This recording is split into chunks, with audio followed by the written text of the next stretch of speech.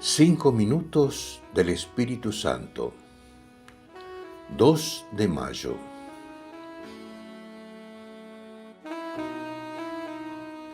El fuego del Espíritu Santo puede quemar y sanar los malos recuerdos que a veces nos atormentan. Veamos algunos ejemplos. Pueden ser momentos de soledad o de abandono en la infancia, haber sido insultado, ignorado o despreciado.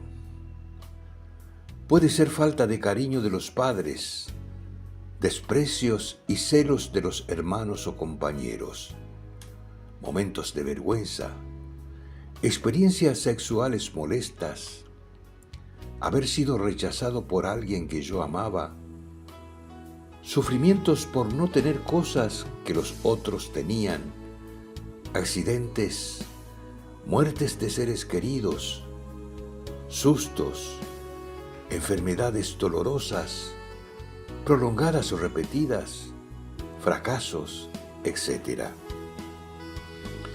Ahora, hagamos una pequeña oración para sanar nuestros recuerdos enfermizos. Ven, Espíritu Santo, aquí estoy con todo mi pasado dentro de mí para pedirte la paz.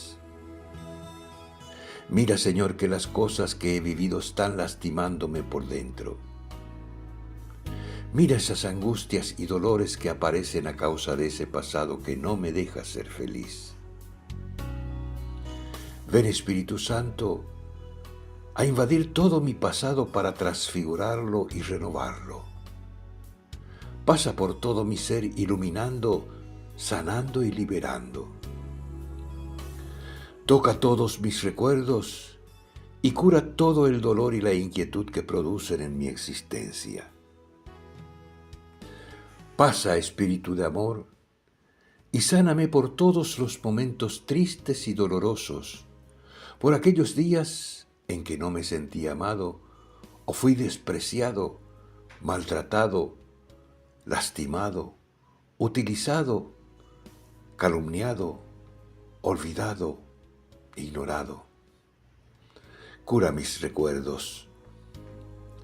Pasa con tu amor y restaura todo lo que se ha dañado en mi corazón.